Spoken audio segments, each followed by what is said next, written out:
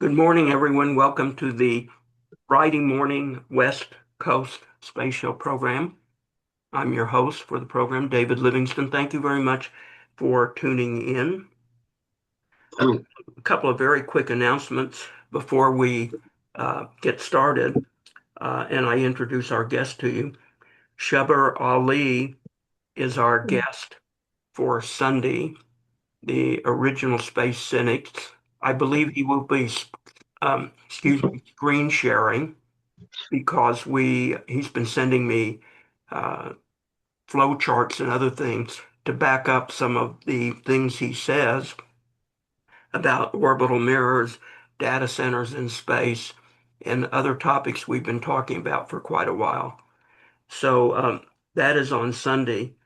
I'm waiting to hear from two guests for April 21st, but on Friday and let's see, Friday until the following Friday, there will be no programs as I will be back in Northern California for a medical trip.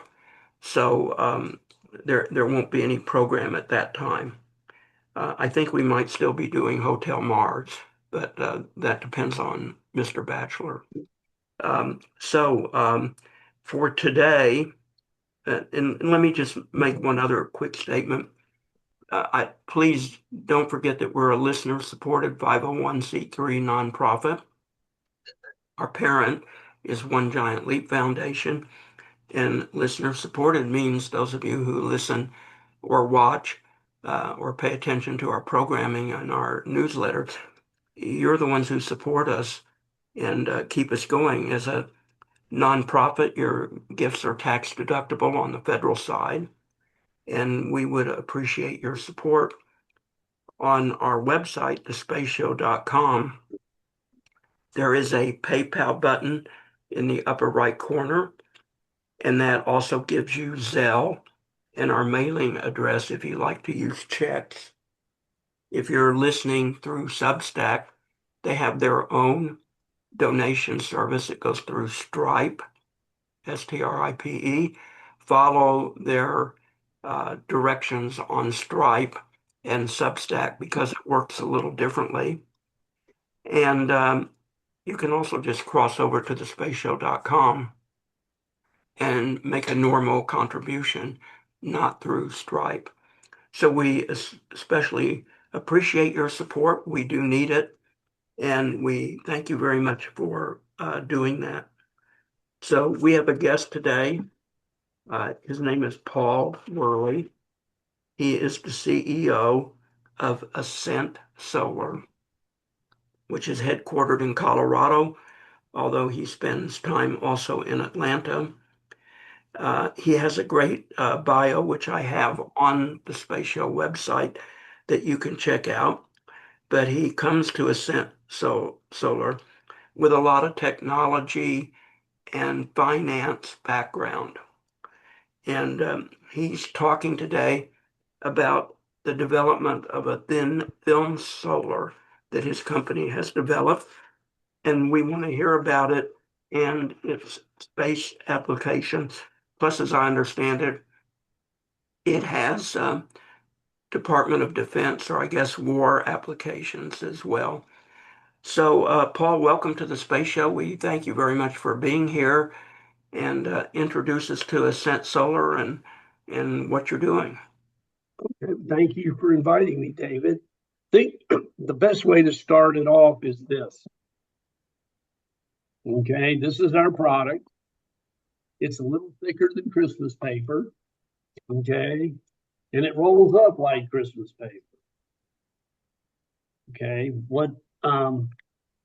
so our efficiencies is not as high as silicon. However, we have the ability to roll up, which gives satellites the ability to maneuver better. We also have, we're very, very light. We're manufactured on a poly film. And so it does save a lot of money when you go into MEO and GEO and the moon. LEO, still saves money, but it's with launch costs down. it doesn't save as much money in LEO.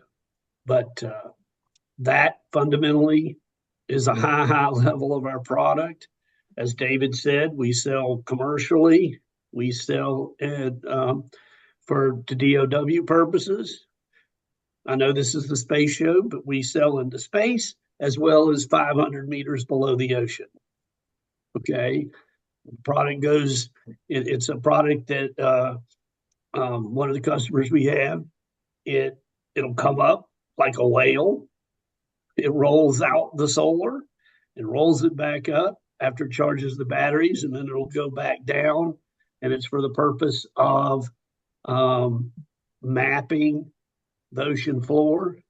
And then we're on drones, we're on high altitude blimps or high altitude drones, and then we're in space. So those are kind of the areas we play in. What's the life expectancy in space? If you get up into MEO and GEO, we do extremely well in radiation. We're much better in silicon and radiation. We don't deteriorate as much. Now, I want to caveat that there's some new gallium arsenide products that are out that don't degrade as much. They may start off at 33 to 35%. They may only degrade to the high 20s, but on the whole, most of the products degrade faster. We tend to not degrade much in radiation. So if you're looking at the end of life, you might not need as much extra of our product because we're not as efficient as the other products. In addition, your average solar cell is 3 inches by 5 inches. Okay, so if you have a certain confined area that you want to not manufacture, produce power in, ours fills it up altogether because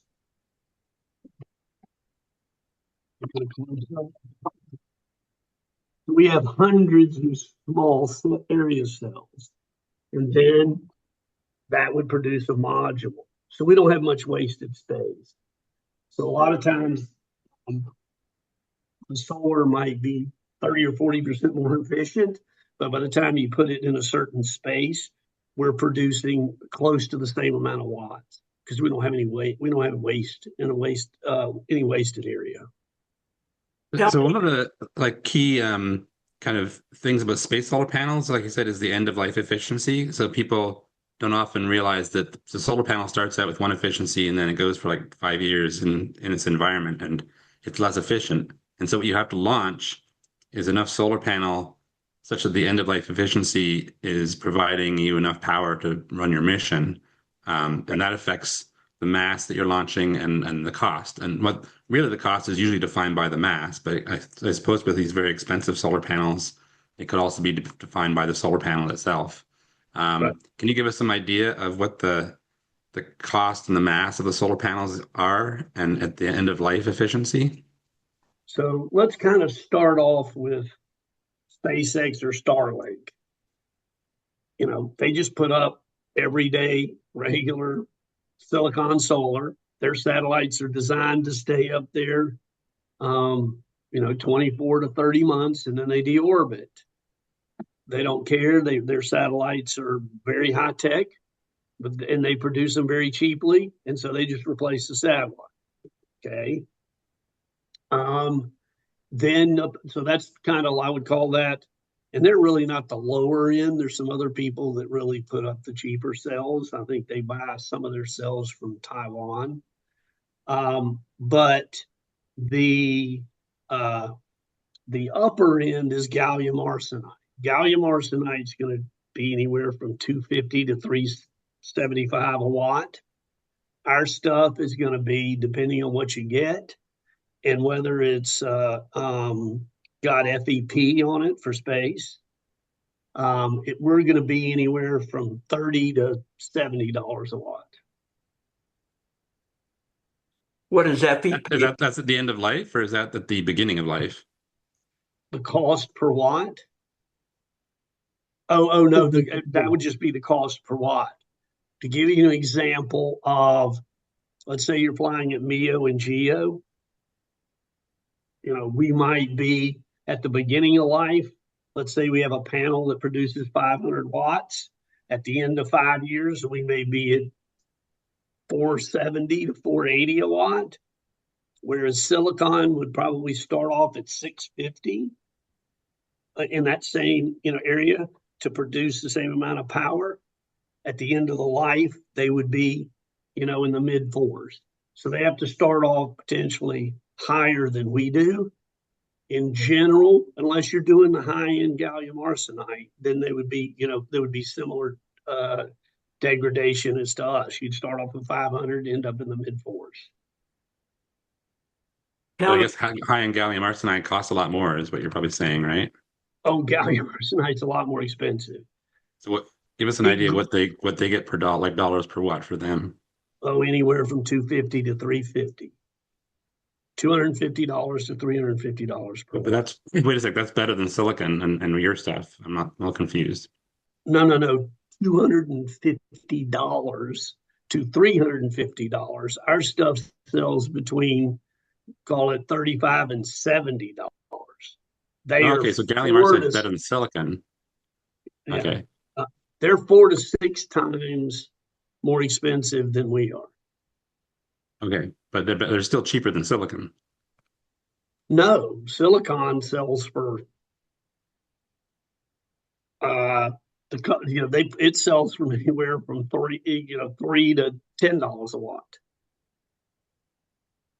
Because I thought Silicon you said it was $600 to $450 a watt. I'm sorry. That you asked me what you start off with, power being produced. I'm sorry.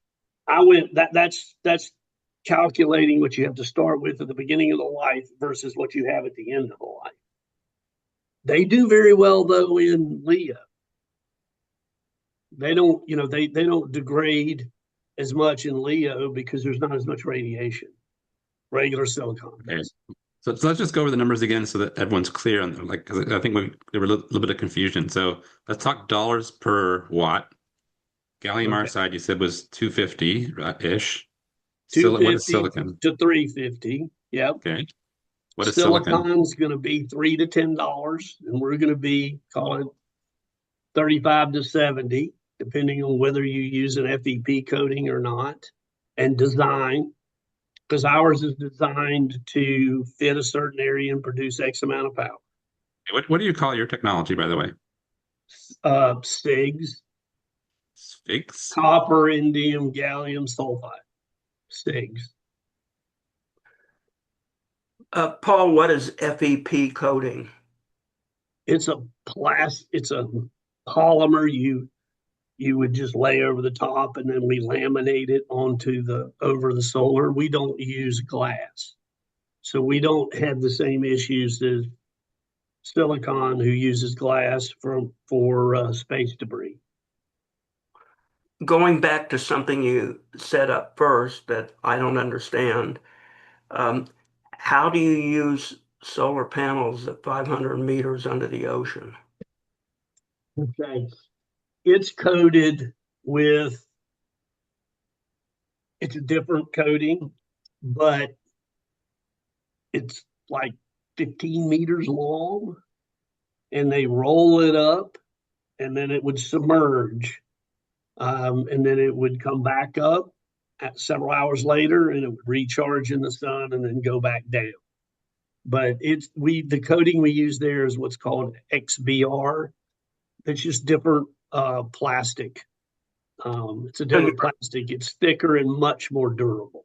So you're recharging it on the surface with the sun, dunking it down to 500 meters, using up its energy like a battery, and then bringing it back up to.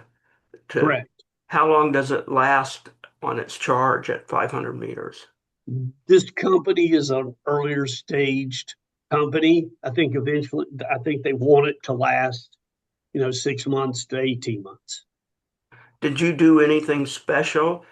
So I could sit here and calculate the pressure at 500 meters, but it's a lot of pressure. So do you have to do anything special to survive the pressure? To That was kind of like a more of a big it was a big R&D project. They were buying it from us, but Uh-huh. we had weekly calls. They basically, those calls were designed around connection points and other stuff. You have to worry about leakage. And so we came up with a different way to manufacture our product to put on the XBR so it didn't leak.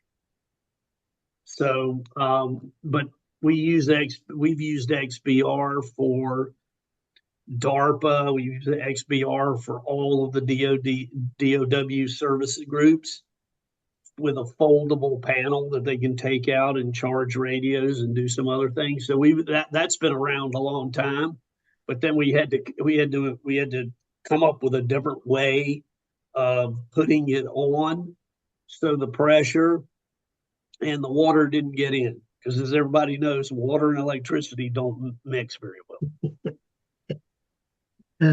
My question is, what's the difference in weight? Because the launch cost is usually the biggest concern. So, how much lighter is the flexible versus the I guess you'd say accordion expanded solar panels that you usually see. If you were to take our product and a silicon wafer, we're anywhere from 3 to 10 times lighter. Oh, that's the significant savings right there. So you could make a solar panel 10 times larger and collect what, 4 times the power? Roughly, yes. The only issue there, you get drag. So, but again, going into LEO with launch costs coming down from 12 to 15,000 a kilogram to where they're probably closer to 6 to 7. It's not as a big deal, but as the higher you go, it is a big deal. Mm-hmm. And then add to the fact that we do well in radiation. That's where we see the biggest future in space. MEO, GEO, and then on the moon. Do you think that Elon could produce it from lunar material, which is his big thing at the moment? I have a I have a SpaceX founder on my advisory board. He and I go into some discussions with that quite a bit. Here's the issue with manufacturing stuff. The stuff they're going to manufacture is, 2.5 to 3.5% efficient. It's not real efficient, but you can manufacture it. It's been done. And however, I don't know how much it cost. And Elon's a smart guy, so I'm just going to leave it at that. But I don't know how much it costs to keep the dust down. Because if you create a lot of dust in your process, you've basically made the entire moon, the sun can't get through it to charge any solar. Extremely good point. Yeah, that's what the SpaceX guy and I kind of laugh about. But anyway, who is your primary space customer? What is that market? And is that going to enlarge and be a larger market, or is it stationary, or how do you assess that market? What, let's see, we're just a small communications satellite company. I can use their name because we've announced it. Novi, we just flew on the 16th mission. We have 3 or 4 customers that are going to manufacture in space. Again, our product does produce more volts depending on how you lay it out. We're more efficient from the volt standpoint. So that helps the manufacture in space. And then drones and HAPS, and then the underwater. That's kind of right now the customer base. We are, in talks with a lot of other companies, but that's where we are today. Is it resilient against getting hit by a small piece of space debris, or does it take out the entire panel? No, if you go to our website, you'll see where Marines shot our product because we told them it goes around. So if there's a hole in it, what happens is the flow of the electricity just goes around the damaged area. So if something puts a hole in it, you're not going to take out either the entire system or a big chunk of the system. Any of the companies looking at orbital AI data centers approaching you, like for instance, StarCloud? I can't mention anybody specifically, but yes, Of course. we're in talks with power beaming companies, space debris, or space AI companies. I don't like to touch on that just because I think it's power beaming. The technology's been there a while. It's gonna happen. Is it gonna happen in 5, 8, 10, or 15 years? I don't know. There's so many AI in space will happen. One of the great things about our product, I think Elon already came out and said it, you're going to have to come up with solar and then something else to manufacture enough power in space to do AI. And one of the something else is some kind of fluid underneath it.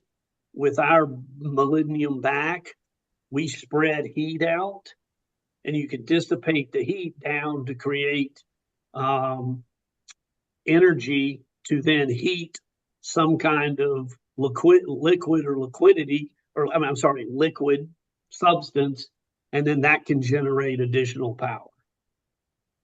But it's going to be a while before that happens. And so when you put your specs out for your panel, are you saying this is at the operating temperature in space because without cooling, or are you saying that's assuming they're cooled down somehow? Run that question by again. I'm sorry. So normally in space, a solar panel operates at a pretty high temperature because it's absorbing sunlight and it's got to radiate away the heat. Yeah. And that's quite a lot higher than the temperature that a lot of solar panels are spec'd at, which is around 25 degrees C. So when you give these numbers, are you providing the numbers as if the solar panel was operating at 25 C, or are you giving the numbers as if the solar panel was deployed in space and was heated up by the sun? It would be the latter. It would be heated up by the sun. We manufacture at over 500 C. So our product does take a reasonable amount of heat. But the difference is silicon is on a backing, depending on what type it is. The backing, could be an eighth or a quarter of an inch thick, whereas ours would lay directly on something below it. And then the molybdenum spreads the heat out. So it would spread the heat out to whatever it's on, and that liquid would heat up, and then you could produce more power, just, Yeah, but I think you're implying a cooling system for the solar panels when you say that the molybdenum spreads the heat and then it goes to a liquid and all that. So that implies a very heavy additional cooling system. And I know you're saying it generates more power, but really what you're talking about is a system that has mass that has to be launched into space and is changing the specs on the panel. Well, let me kind of redescribe it. When you produce power on a coal plant or a natural gas plant, what are you doing? You're heating up, and then that drives turbines to produce power. So it's not necessarily what you would call cooling. You're letting the heat go in and create movement in that water, heating the water. It's not water. You wouldn't use water. You would use some chemical, but that would heat up and would circulate and produce power through another method. Yeah, but the point is that nobody has ever created such a heat engine in space. It doesn't make sense probably to take energy and use it to run a steam engine. So nobody's going to do that. Like it doesn't make sense, right? So There's what you're doing people here is you're working telling me on that it. you're making a system that's going to cool down the solar panel, but you're not ever going to ship that system into space because it doesn't make sense to make energy that way in space, right? And if you're saying that, then it suggests to me that the solar panels are being spec'd at the wrong temperature. You're telling us numbers for the solar panel that are at a temperature that's not realistic because you're talking about cooling systems and other ways of taking the heat out of the solar panels.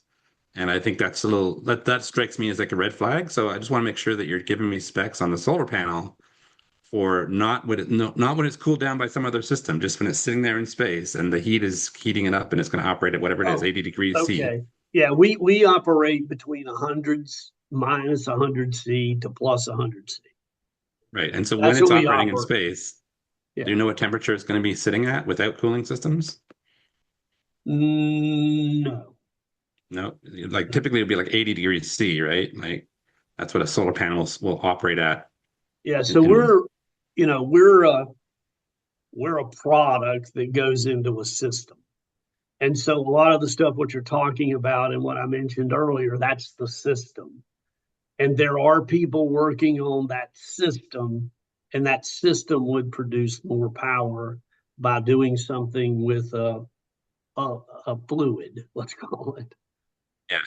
And the way that the output would vary over temperature would be the temperature coefficient, which I would think it would be a graph that you would publish. I didn't see anything like that on your website. But is that information available for customers? But I'd have to get with my engineers on that, Bill. Remember, as I kind of got it before, right as you're starting, I'm a business major. I'm not that, so I get my engineers involved with stuff like that. Yes. Yeah. And just in general, to think about how some of the trade-offs that you would need to make and choosing your solution over some of the more conventional solutions, things like just the efficiency numbers, that kind of thing. Can you give us an idea about the efficiency relative to silicon and gallium arsenide? Here's our biggest selling point. If you wanted to walk in and order 100 kW and you wanted 100 kW gallium arsenide, you might get it by September of 27. If you came in and ordered 100 kW of my product, we would have it to you by middle of June. That's the biggest selling point. We're manufactured ready. Okay. That is lead time is another important consideration. Yes. Right. But what about efficiency? So Can you answer his question about efficiency? When somebody comes into our shop or comes in and asks for something, they ask for something that covers this. This is a bad example because that's about the size of one silicon cell, but let's say it's 10 times that big. Okay. We generate watts per area that they're doing. And so what happens is silicon isn't going to perfectly match up. There's more waste. So that's the way we look at it. We also, as I showed earlier, measure our efficiency in single area cells. And so there's like 300 on a module.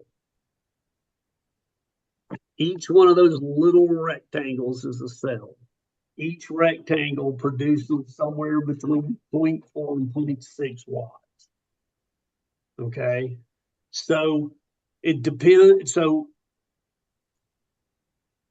it really depends how much power you're producing in a given area. I'm not trying to evade your question, but it's going to be somewhere, our efficiency is going to be somewhere between 12.5 and 14%.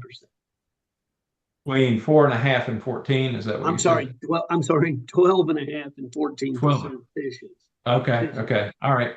That's what I'm looking for. Yeah. My next question is, you've been showing it, and it obviously you implied that it can be rolled up for launch and then rolled out so that you can deploy it and it would work. How many times can you roll it up and stretch it out and roll it up again? I'm quite sure that sometime there's going to be a let's just go Starship mission that's going to need a lot of electricity, and it has to land, so it opens up, puts out this big solar panel, does the job, and then rolls it up and brings it back home. How many times do we do it? I'll just go back to the underwater thing. That's being done 20 to 100 times. I don't know it is in space. We were on a momentous mission. It rolled out, and that's all they had to do. That's how we got our TRL-9. In space, to be honest with you, I don't think you would have a need. DOW might have more need to go out and come back in because they track satellites by aperture. And so if you play games like the Chinese and Russians do, you can't track a satellite as easy if you're playing with the aperture. And so they could do that. So in a case like that, the one I just showed you, that's been rolled up hundreds or thousands of times. And there's no damage to it. That would also bring up the obvious airplane question is, can you put it on a fabric airplane in replace of the fabric and make an electric airplane instead of using gas? Okay, we have used our product. We did an experiment with DARPA, 5 to 8 years ago. And it was several different drones. One that was just put on with a glue. The other one, I believe, they actually put it inside the wing and then put it down. I don't know about the fabric side of things. I can't answer that. I don't think we've ever been asked to do anything like that. Well, Marshall, I think you'd have an energy density problem with your potential solution there with sunlight. Either that or you have to have a very skinny light pilot. Paul, are you an ITAR product, or do the Chinese make a similar product? Does anyone in a foreign market make a similar product that you have to compete against that's actually almost the same or really close? And are you protected by ITAR or restricted by ITAR? That may be better than protected. We do. Our stuff is patented around the world. Okay. It's very interesting. My biggest protection is you would have to spend $50 million, and it would take you 4 to 5 years to get to where you're actually producing something. That's the biggest issue. That's my biggest, or that's my competitor's biggest hurdle to do this. There are CIGS. Mine's patented to go on the plastic polymer. There are CIGS that go on a metal and glass. So the glass is a little flexible. The metal can be, rolled, but it's going to be, much different ability to roll. Then you can also take silicon, spread it out, which is similar to what's on the space station. You spread it out, and that's how you get the flexibility. So you put it on a flexible fabric, or you put it on a flexible plastic, and you can roll it that way. I do not know of another CIGS manufacturing it on plastic in the world. Does, There might be one, but I don't know of it. are you restricted by ITAR in your foreign marketing? Not that I'm aware of. We don't. Oh, I'm sorry. Yeah, we're not, because we're not a product that um the other board advisor I have on ran purchase. He was a 2-star general and ran purchasing Uh-huh. for the Air Force. And, he always brings that up, but technically I'm not a product that's even covered under ITAR because we've been around 20 years. But I'm not selling into bad areas. I'm either trying to sell into Europe, or in some cases, we talk to uh, India, and that's about as far west or east that we go, depending on what you want to go. But anyway. You mentioned earlier the momentous mission that you had. Can you tell us what was the application of your product in that mission, and what did you learn from it? That was prior to me coming. I'll give you what I know. It was an experiment just to literally test the rolling or the roll out and roll in of the product. And so it rolled out, and we produced power, but I don't think it ever rolled back. But that wasn't us. But anyway, that it never rolled back. And that was a project that was sponsored by some DOW project, and it was a while back. As a result of that, you can claim TRL9. Yeah. Very good. Do you have a terrestrial use on land, maybe military on land, or maybe even a consumer use where this product would be competitive and worth using on land? Well, let's look at like consumer. Okay. If you would have bought one of our $325 fold out products, which people still use today, we sold, call it 5 to 10,000 of them. So it kind of folded up, folded it out, and it would charge stuff in the field.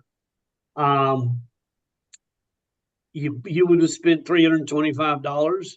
The Chinese came in shortly thereafter with their silicon, and you paid $30. But none of the Chinese products are still out there. You had to replace them every 6 to 9 months. Ours are still working. So that would be a good example. We did sell several thousand into every part of DOW, same type of product that were used. And most of those are still working.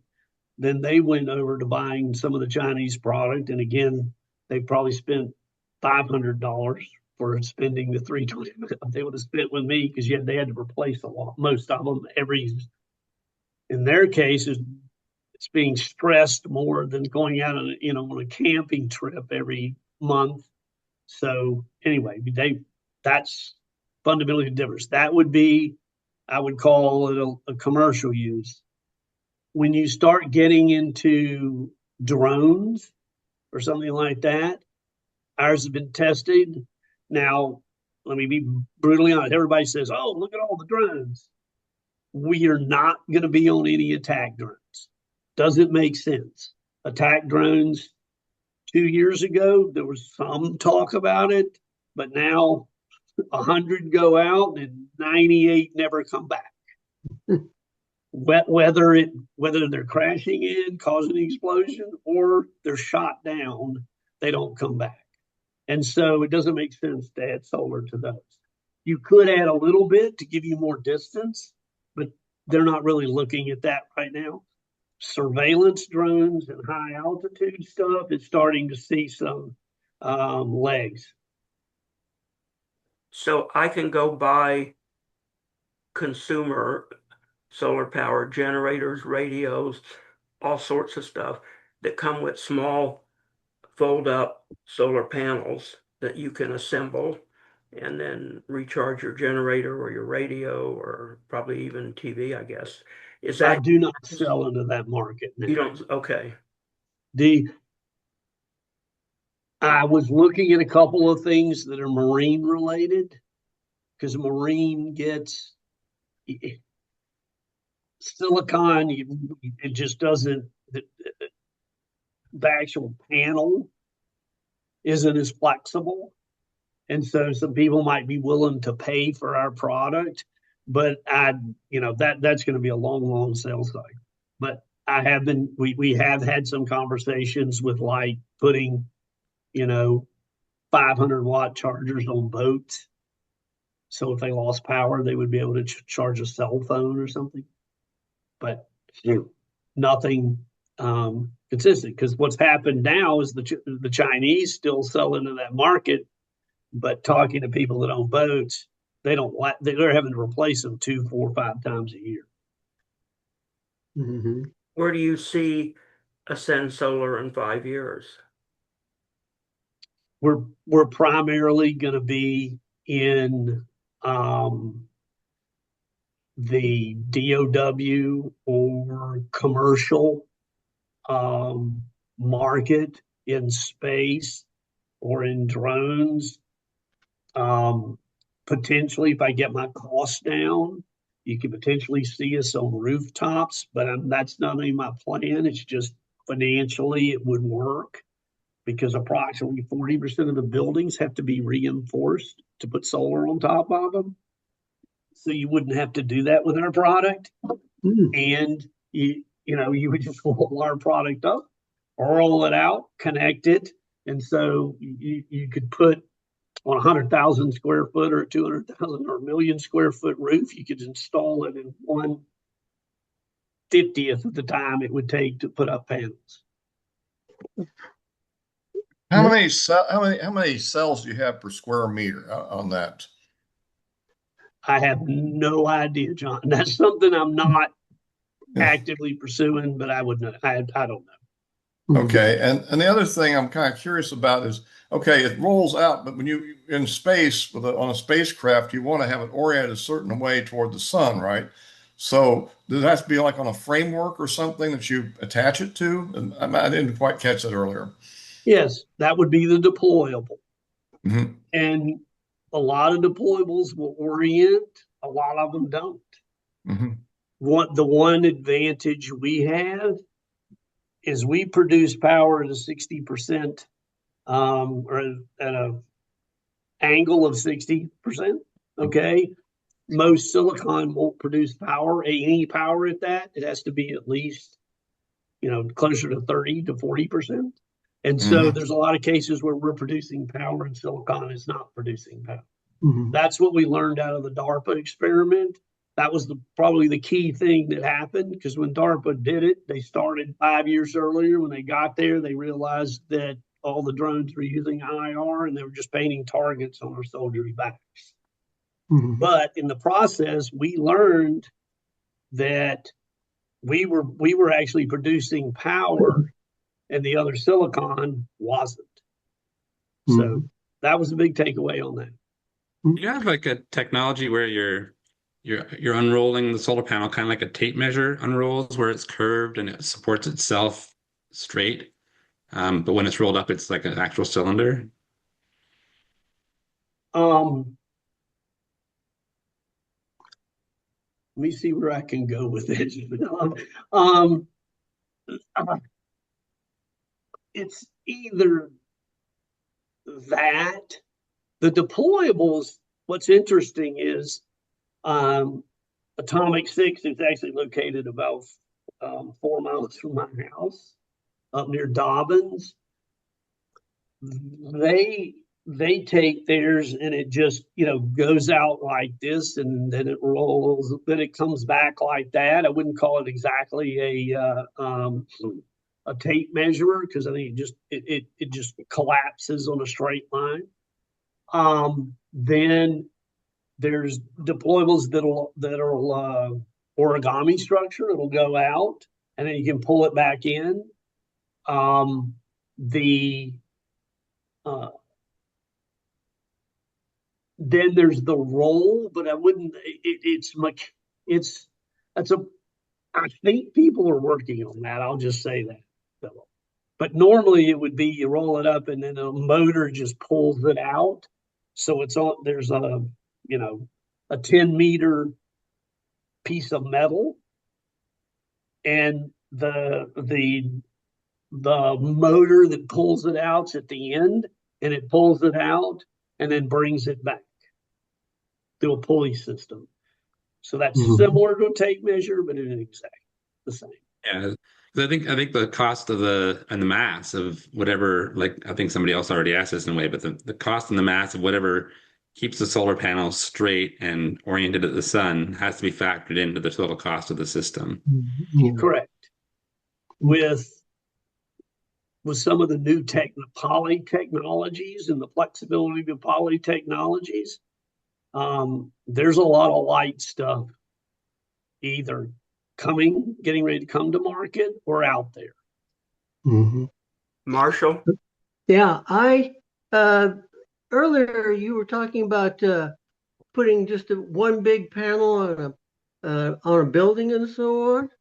And my daughter-in-law put some panels on their house, and they have expansion joints because the silicon, when it heats up, expands and contracts. So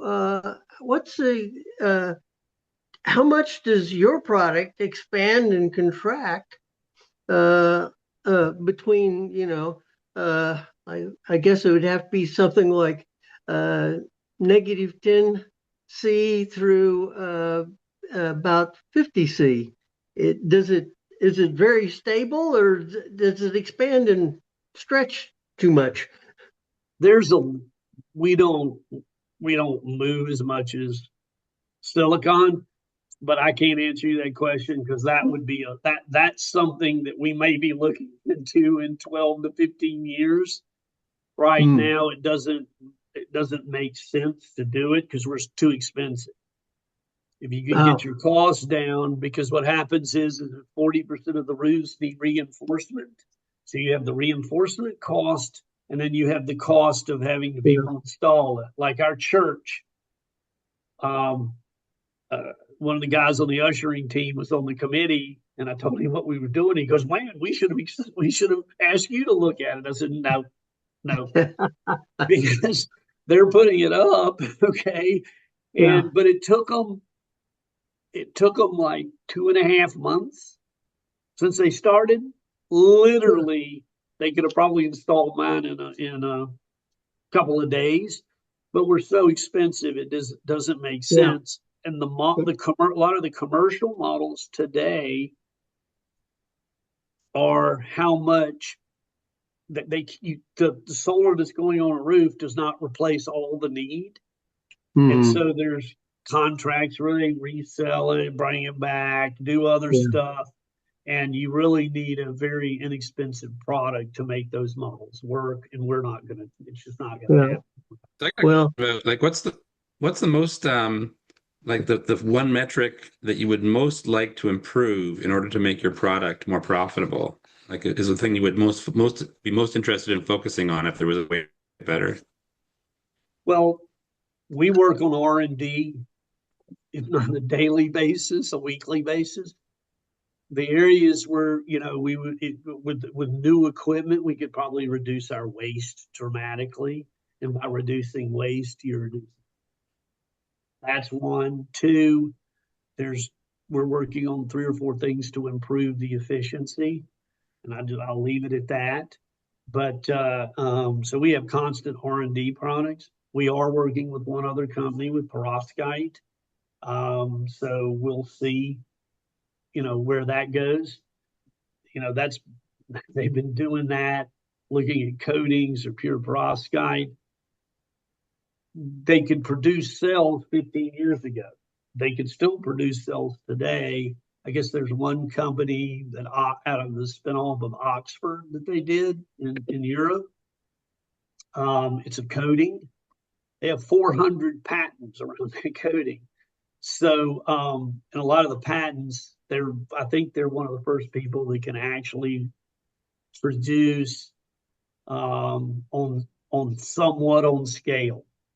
That's the issue with perovskite. Can you produce on scale? Because it's cheap if you can produce it on scale. And perovskite, I So- thought the issue was that it was susceptible to water damage. So, are these coatings that you mentioned designed to stop water damage? I don't know the answer to that, Philip, honestly. The other issue in space, which we'd have to test out, talking to some like one of the scientists at AFRL, heat is also, it degrades rapidly in heat. So how do you do that? Is one of the coatings going to help out or that? And so I know NASA tested some perovskite, and there's like 5 to 20 different types, and there was one type that did okay in space. It was a metal. It had a certain metal in it that did okay with heat. Still trying to get a handle on how these would perform in space relative to other technologies. And so one of the things that was brought up earlier is the degradation rate, and just basically how it degrades over time exposed to the space environment. And I'm sure that the Momentous mission didn't give you enough time to really get any data on that. Do you know, has the company done any radiation testing or any other kind of simulation testing that would start to answer that question? Good question, Bill. Answer is yes, but we started off with a couple of the small cells, and we got data that actually surprised us. Okay, so we're going to retest with more products so we can actually triangulate from a scientific basis whether all of this holds true. We tested with 2 mil, 1 mil, half mil, and Bayer. Okay. You're talking about the coating. Yeah, I'm talking about in space. This was all done for space. So it was the FEP thickness coating. Okay, FEP's been, proven in space. So we did those testings.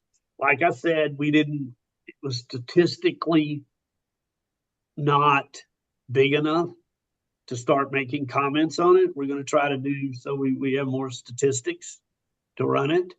Those tests will happen in the next 2 to 3 months, both for radiation and atomic oxygen. That's one. Two, Novi just took off on the 16 SpaceX rocket. They have cameras all over their stuff. The issue to that, there was 100+ different satellites that went up, and because of the war, in order to get communications established, is taking much longer because they're helping out with the NORAD is helping out with the war versus connecting satellites. So I'm hoping in the next 2 to 3 weeks we're gonna have two things. We will have the cameras are working. You'll be able to. We're kind of looking at 3 results. Did it rolled out okay? So we'll have a camera shot of it rolling out. We'll have a camera shot of all the little tiny space debris particles that hit everything, bouncing off of our product like a trampoline. That's what we have to do, and we'll start getting data in on efficiency. Very good. Well, good luck with that. And I would like to ask, there's not a lot of specific information that I could find on the website for a company that might be interested in, using your product in space. What's the best way for them to, get more technical detail from your company? for space, well, there is a place on the website that we use. There's an investor relations site and a new business site. They can come in and it goes through HubSpot and they send us an email and they can give us contact information, various requests. I mean, we get one a week at least that comes in through our website, one lead a week. So probably actually more like two, but half of them are for terrestrial. And for I'm putting solar on my house. How about giving me a quote? So I just throw that in the bucket and we're not doing it. So so it's really one a week I would call legitimate where we reach out to somebody.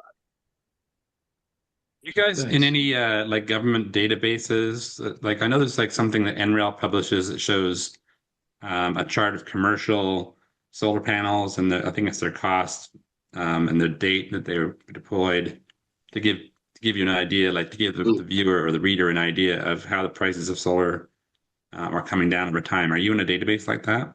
No, not that I'm aware of.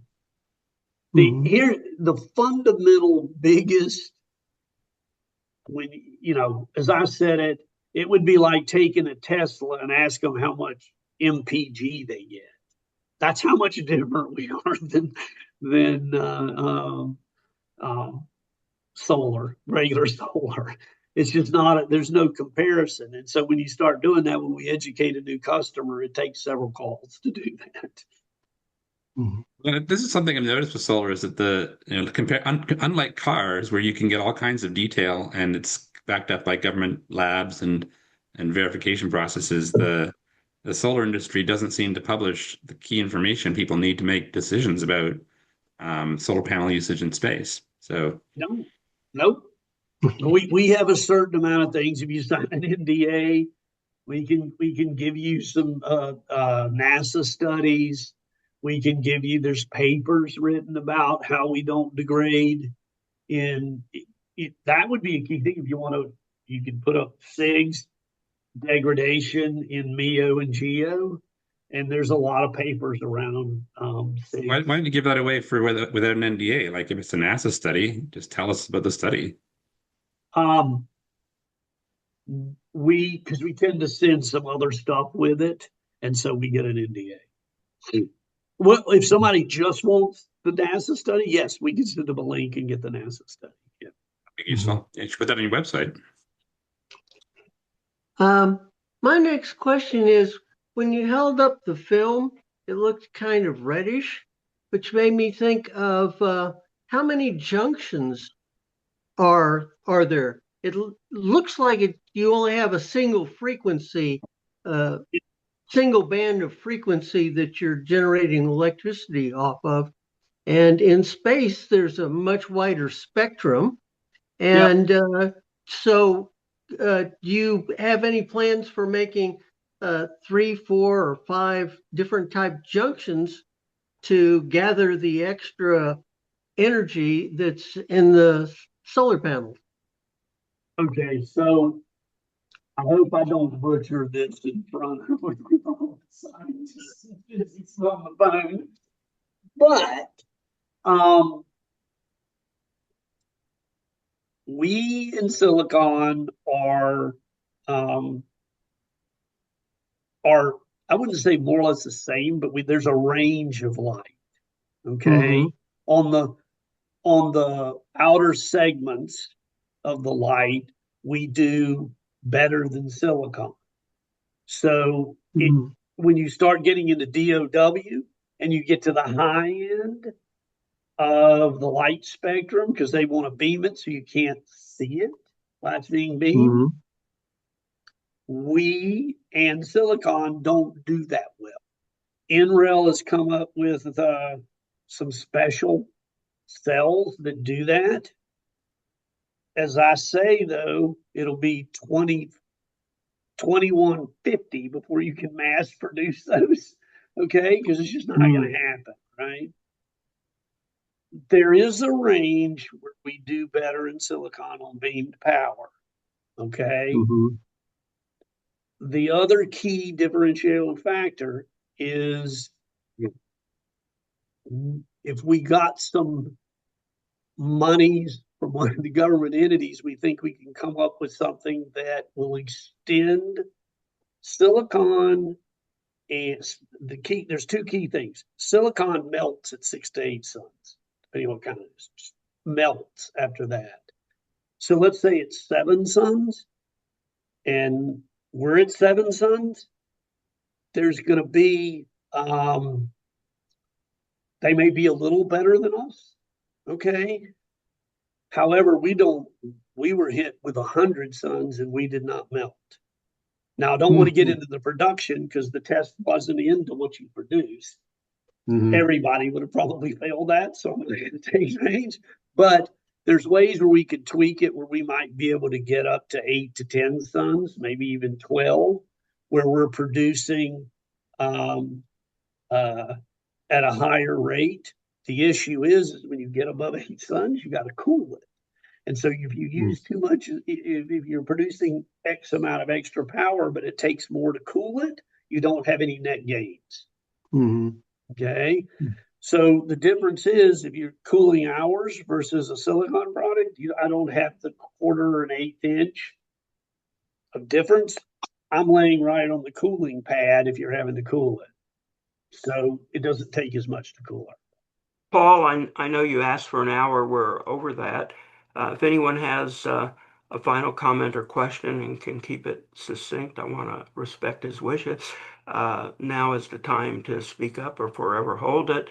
And Paul, is there anything we should have asked you about for Ascent or what you're doing or would like to do that we have somehow omitted or forgotten or didn't even know to ask you? Well, it's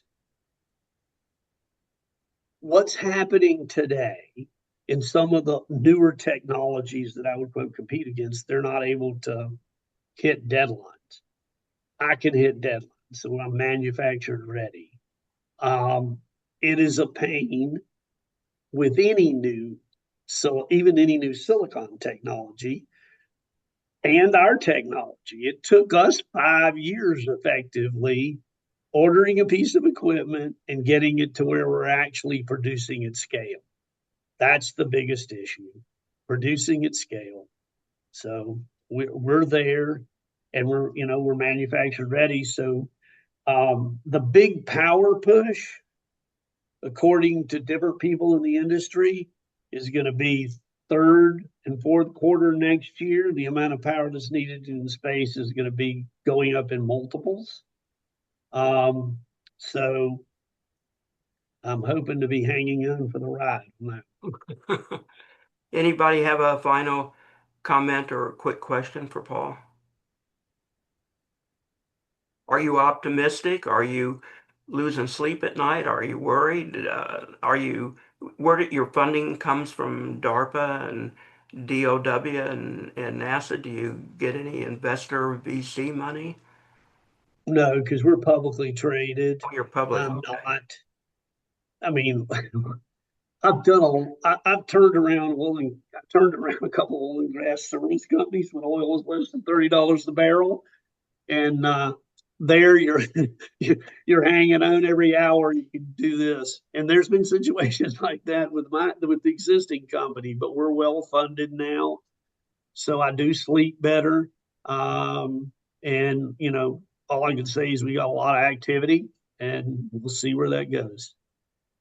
Are you so if you're publicly traded, where are you listed and what's your On symbol? NASDAQ, ASTI. ASTI. Okay. That's why I hadn't been able to answer a couple of y'all's questions because I can't. Well, you have probably a favorable SEC these days, so what the hell? And I used to be a chief compliance officer at a broker dealer, so I've really got to watch it. Yeah, I wanted to get a little bit more insight into why it is that you feel you can't share some of the technical details publicly. Like, why is it not in your best interest to do so? Well, when the technical detail might lead to somebody knowing something about the future. I can't do that unless I have an NDA. And some of the questions you could take to the next level and potentially come up with, leading indicators into the future of our company. Like you mean, does that apply to the performance numbers, or is that you talking about like a question about like what's your secret formula? You wouldn't answer, put on the website, but just in terms of performance numbers, like your performance at a temperature, things like that. Well, no, because I try to stay away from performance numbers because that's how the whole world looks at it. We look at it, and most of our new customers are looking at it is how many watts you produce over X space. And then how many watts do you need it into life? And that has the efficiency is one of the factors, but there's a lot of other factors that go into that. Yeah, I would think it would be cost and mass per watt at end of life would be the most interesting factor Yeah. or factors. But okay, so silicon is a set deal. Mine, yeah, it's like putting together a puzzle. I can put together a puzzle to generate more watts and volts. And some of the customers want more volts. Some of the customers, whatever the watts are the watts. But it all depends on how the puzzle's put together. Silicon doesn't make any difference. It's just the waste area. But that chip is going to produce the same amount. So I'm not totally evading you, but when a lot of work goes into figuring out the watts for Novi. Okay. Novi could care less about the efficiency. Novi wanted to know how many watts are produced on their sale or their deal. And we do things like putting stuff all over the outside of something. And because there's curvatures and things like that, you can't really do that with silicon. So I think you're. Oh, go ahead, sir, David. Go ahead, wind it up, Phil, and then I'm going to ask him one farewell question. Okay, that's what's going to. What I'm taking is that your secret sauce is actually the flexibility of your panels. They might not perform as well as silicon on a flat surface, but because you can wrap them around things, you can actually outperform silicon in certain circumstances. That would be a good assessment, Bill. Yeah. Thank you. Yeah. So, while I have not been an executive or a board member of a public company, I have held all the security licenses, and I know the details of it. So you're producing your quarterly statements that under SEC standards and general accounting methods and methodology. You have a CPA statement, I assume. You produce your semi-annual and then your annual report. So as I understand it from having done this for 25 years, I mostly don't get to talk to public companies because most of the space companies and the entrepreneurials are not yet public. When they go public, it's kind of a shutdown of information other than what goes into their SEC required reports. So I'm assuming that is something that you have to deal with. But when you want the other information, it's sort of like national security, a need to know, or by NDA, because you have to, what I've been told, the public companies have to be very careful about what they publicly reproduce or put out there that is outside of or external to their required reporting. And they can get in a lot of trouble for putting stuff out there that is not part of their quarterly reports or their CPA's standard letter. So that's why it's the kiss of death in journalism and radio to often talk with public companies, because all you can get from them is what's in their SEC reports. And you can go online and get them. They're all public. But if you want the sauce, you're likely not going to get it unless somehow it's a private meeting or there's an NDA involved, because they just won't do it. Yep, no, you can't. And so any company that I publicly announce, like a Novi, by name, I can talk about. We had another customer that flew on the same SpaceX 16 flight. I can't talk about them. And since you brought this up, we'll leave this on this note, David. What's interesting is I'm on NDAs. One of the biggest things, if we're talking to somebody, when I have to produce something, when I have to tell the public on what's going on, that's some of the bigger issues when I'm dealing with NDAs. Right. Because they can't restrict me if ultimately a contract's signed and it's a meaningful contract.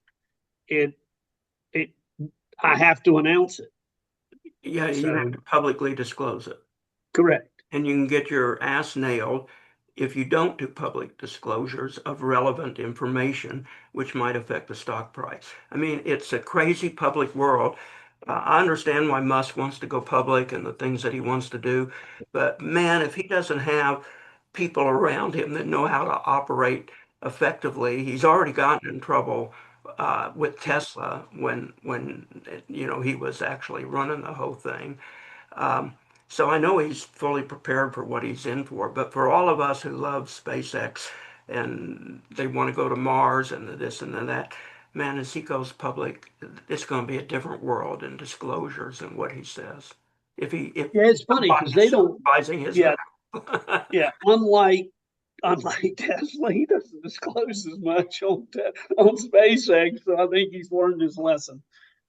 Yeah, I bet he has learned his lesson, and I know Shotwell is very, very well attuned to what you can do and say, and their private investors are so big and so huge, they probably obeyed the rules with their private investors.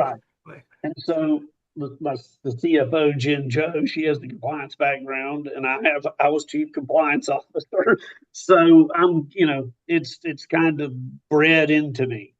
I know. So So I just know from 25 years of doing this, it's really hard to get media information that you may want with a public company because they say everything that we can report publicly is in our statements, and our correct. statements And are available to the public. I So, actually witnessed something at a conference.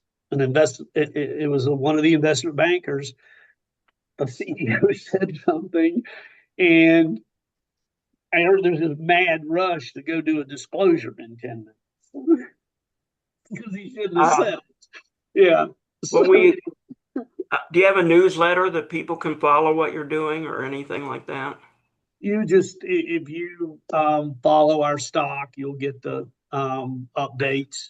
Okay. And yeah, I have to deal with comments every week about what about this, what about that, and I have Can to you follow your stock on your website or sign up for your reports or anything like that? Yeah, right now we don't have anybody following us, so I don't have any reports from investment banks yet. Okay. Well, we hope to hear from you again and see how you're doing. Maybe talk to you down the road in a year. Love to come back. Sophie, if you make a note to follow up in a year from now so we can check on your health, we'll look forward to it. And All right. thank you Thank you. for being with us. Appreciate it. Thanks for having me. Y'all have a great Thank you, weekend. Paul. See you. And everybody else come back with Shuber Ali on Sunday and have a great weekend. And as we like to say, keep looking up. Goodbye from the space show. Thanks.